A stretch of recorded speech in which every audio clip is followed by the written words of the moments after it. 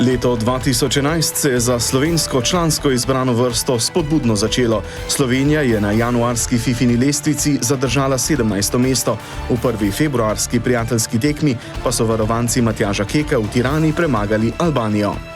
Hiša slovenskega nogometa je bila od novembra 2010 brez svojega predsednika. Februarja pa je na čelo nogometne družine stopil pravnik Aleksander Čeferin. Novi predsednik nogometne zveze je ob izvolitvi prejel 24 glasov. Priprave na Evropsko prvenstvo do 17. leta, ki ga bo leta 2012 gostila Slovenija, je začela tudi kadetska reprezentanca. Februarja se je z Anglijo razšla brez zadetkov, neodločeno pa je dvakrat igrala tudi proti Franciji. Februar 2011 pa bodo v lepem spominu ohranili tudi slovenski futsal reprezentanti. V kvalifikacijah za Evropsko prvenstvo so v konkurenci z Italijo, Bosno in Hercegovino in Latvijo osvojili drugo mesto v skupini ter se tako uvrstili na zaključni turnir, ki ga bo konec januarja gostila Hrvaška. Konec marca se je na male zaslone vrnila tudi magazinska oddaja Nogometne zveze Slovenije, tokrat pod imenom Naš nogomet.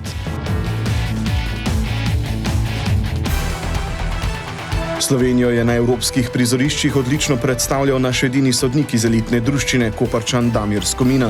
Vrhunec njegovega spomladanskega dela sezone 2011 je prišel aprila, ko mu je UEFA zaupala sojenje povratne tekme četrtfinala Lige prvakov med Schalkem in Interjem. Slovenija pa je konec marca v Ljubljani gostila Italijo. Naši so si pripravili nekaj priložnosti. Kljub odličnemu Samirju Handanoviću pa je na koncu Thiago Motta poskrbel za minimalno zmago Acurov.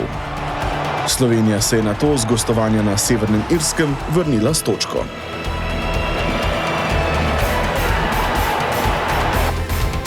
Konec maja so se zaključevala tudi ligaška in pokalna tekmovanja.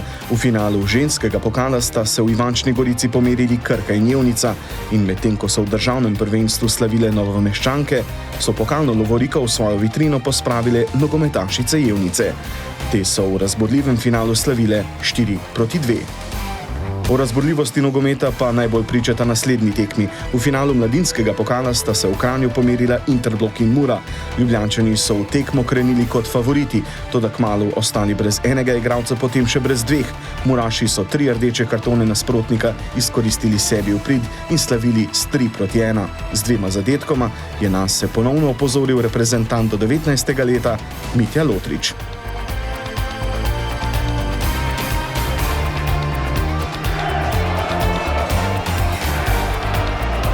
Pravo lepotico, slovensko tekmo leta, pa smo konec maja videli na finalu Herbis pokala Slovenije v Stožicah.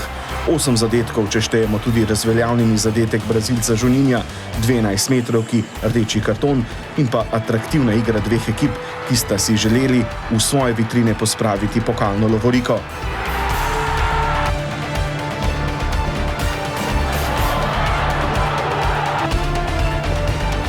Tekma je bila promocija slovenskega klubskega nogometa, boljše volje pa so ob pogledu na tekmo zdaj Domžalčani, ki so na koncu slavili 4-3 in prvič dvignili kristalni pokal za zmagovalce.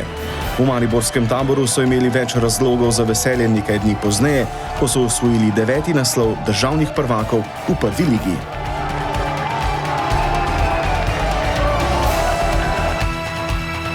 Po porazu z Italijo in remiju na Severnem Irskem je članska reprezentanca nove točke v kvalifikacijah za Euro 2012 iskala na Ferskih otokih.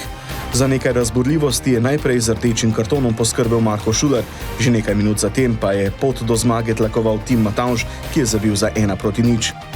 Drugi gol so si Ferci zabili sami, seveda pa ob tem ne gre pozabiti dejstva, da so amaterji otočja v Atlantskem oceanu le nekaj dni zatem presenetili Estonce, ki so kvalifikacije na koncu zaključili na 2. mestu.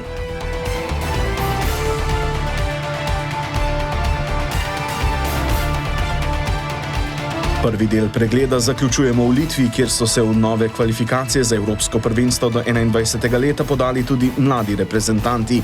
Ti so pod vodstvom Tomaža Kavčiča osvojili prve 3 točke, edini gol na tekmi pa je dosegel vezist Kevin Campbell.